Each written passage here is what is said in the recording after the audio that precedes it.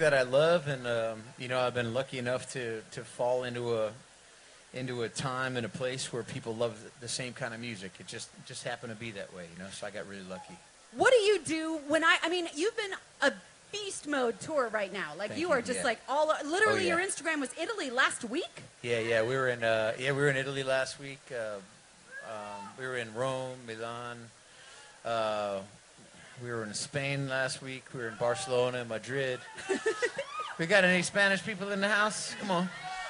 Any Italians in the house? That's like more than most people travel in their lives, and you just said that last week. Oh yeah, last week we were also in Scotland last week and Northern Ireland, and I wore a kilt. I saw that. I did. I think you did hashtag definitely a tourist. Yes, it was definitely a tourist.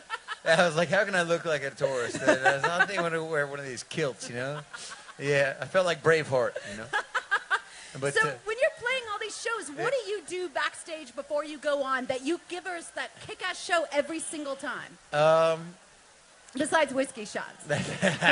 those are good. What do we do? I mean, we don't do much preparation backstage. You know, I think that the preparation happens for the years of you know, falling in love with music and spending time at your house or your room or wherever you were, you know, learning your instrument. You know, that's really where the preparation happens. And then by the time you get backstage, by the time you get backstage, it's too late to practice, you know? And, you know, I'll do a little bit of a vocal warm-up. You know, I'll do some really stupid stuff that would sound terrible on the microphone right now. I would never do it in front of you guys. It looks bad, and it sounds even worse. But really, you know, you just, as a musician, you keep in mind that all of the preparation has already occurred long before you get backstage, and you're either ready or you're not, and it's time. Then it's showtime.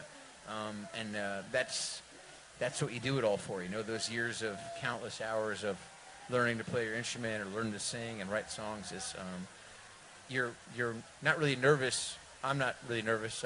I'm more excited to share it, you know, with people because I get such a thrill from seeing the reaction from the audience. You know, I like putting a smile on people's faces. You know, and that's the thrill for me is to change their life for that hour or for that 2 hours or however long I have them.